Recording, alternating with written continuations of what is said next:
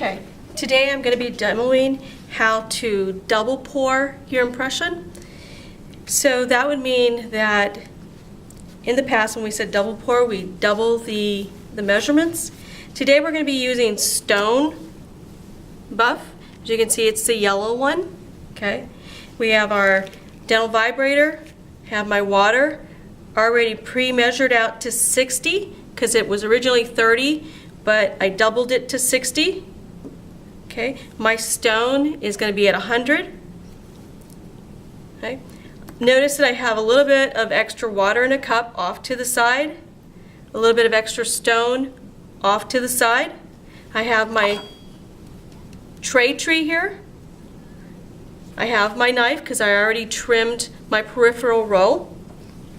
I have my metal spatula, the one I prefer, but I also have the long one because we need this to help make the base. Okay. I also have a glass slab that we'll be using to build our base. Okay.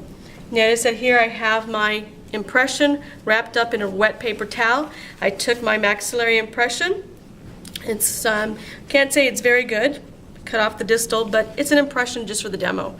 I wet it, I disinfect it, and then I wrapped it in the paper towel, which gives me maximum of 20 minutes that I can have before I absolutely need to pour it. But I prefer to do it within 10 minutes, if possible, okay? So I've already rinsed it, I've done all that. I have my dental vibrator. I pour my water, okay?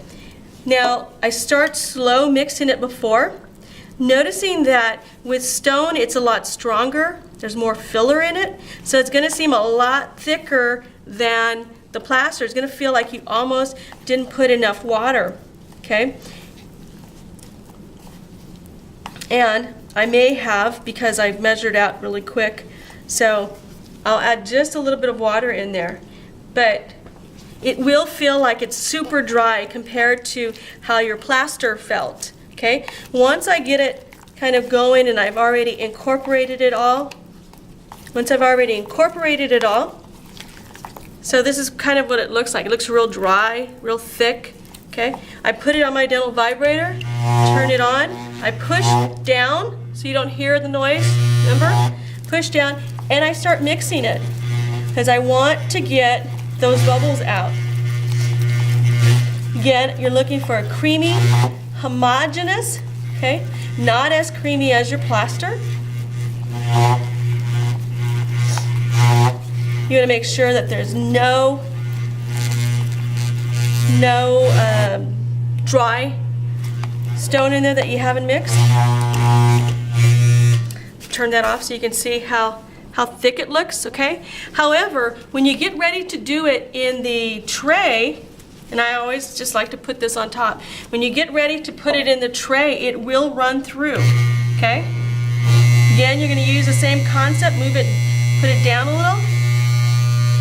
Start it in the corner, and you let it run through. And you have to like tilt it up so it actually runs through and it flows out. And you can see that the teeth are covered. You can see right here that there are some bubbles there. So you want to kind of vibrate those out a little. Here's a big one right in front. You can see I'm going to pop it. Okay.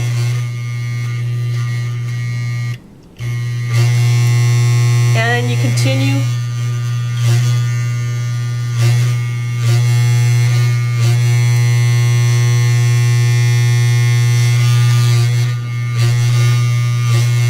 Loading off to the side.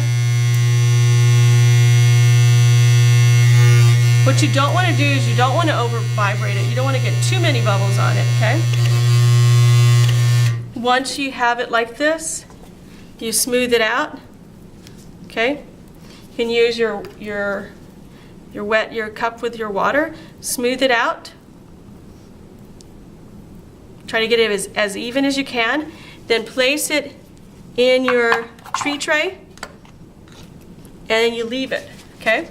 Now you come back, because you've double poured it, you come back, and with what you have left in here, okay, you're going to add a little bit more stone.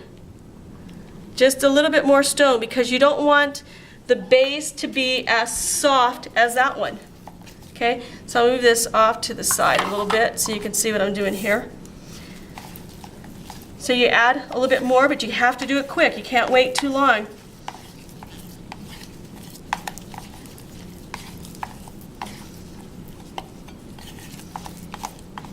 This is where a lot of people kind of struggle in doing the base, okay? Because what you want is you almost want it to look like a little ball of dough that you're able to just plop it on the tray. See how, I don't know if you can see how I'm kind of just like packing it over.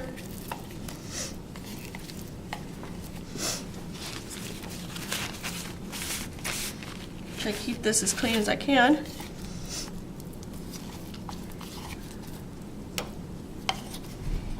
It should plop like this. If it's running, then it's way, you gotta throw it back in.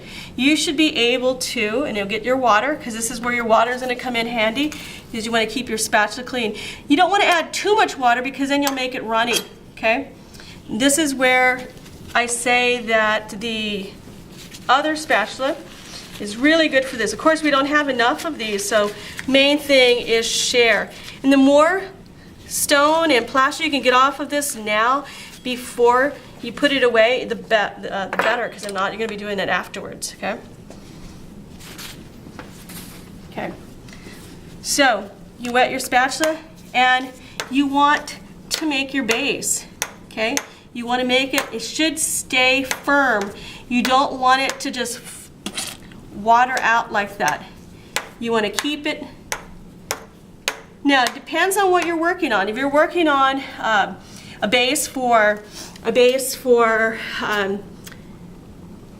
dentures, you want a thick base. If you're working for orthodontics, you probably want a thick base. If you're working for bleaching trays, you don't want a base at all. You want a horseshoe. Retainer, just depends on what your dentist is asking for, and that comes with experience. You'll ask them, you'll see what it is their preference is, okay?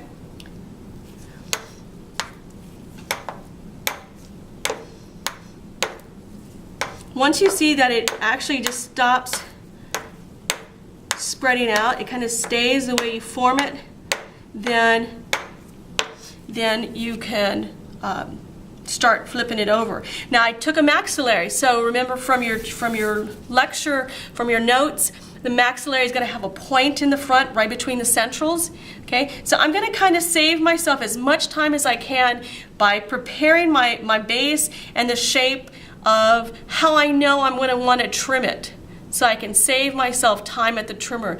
What you don't want is to be an assistant that spends most of her time trimming up all the base that was left over, and you spend an hour or 2 hours trimming up a model that only took you 3 minutes to take, 5 minutes to pour. That's just kind of like cha-ching, cha-ching, so you don't want that.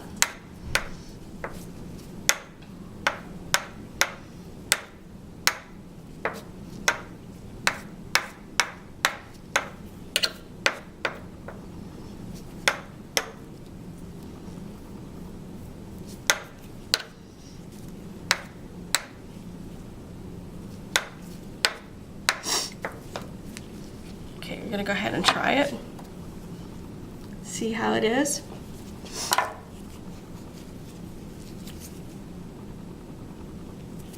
Put it on top.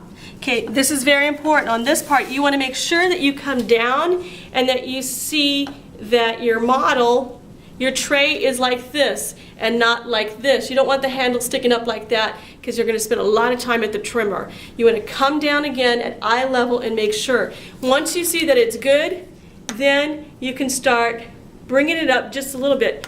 What you don't want to do is you don't want to lock the tray in, okay?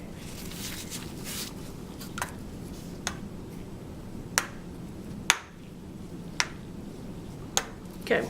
Once you have that, then you can start, it's very important, in order to trim it, you wet your spatula and you kind of trim off the excess that you know you're not going to need, because you want to try to get it as close to your But if this isn't wet, you're going to have a lot of problems. So you need to make sure it's wet because you'll mess up your base.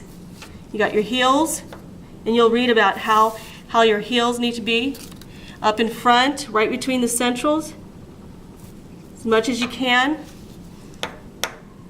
Okay, this is kind of that. This is just an idea of what it's going to look like. Okay, this is to help save you time, at the trimmer.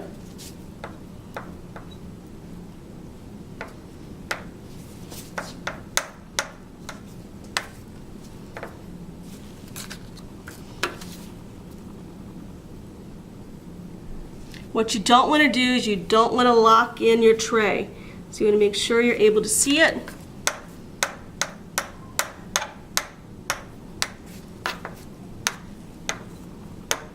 Okay, there's the point. It may not be exact, but it doesn't matter. It's just giving me an idea of what I'm going to look for. And then, again, save yourself time. You just clean up right around your model.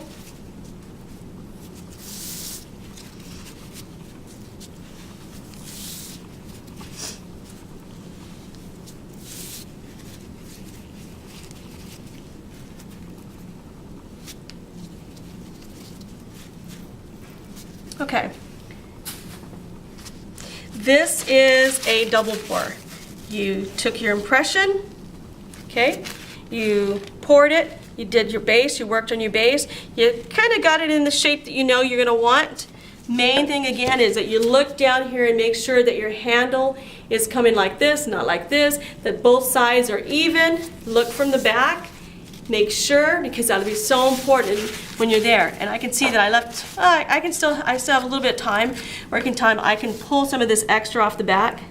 Again, always thinking about what can I save myself time at the trimmer. Okay, smooth it out so it looks nice. You don't want to go too close. Okay, you don't want to mess it up, but you know, anything that you can save yourself time at the trimmer, you want to do. Okay? Okay. Make sure to put your name on it, and make sure to clean up your area. So, not bad. I don't have too much to clean up.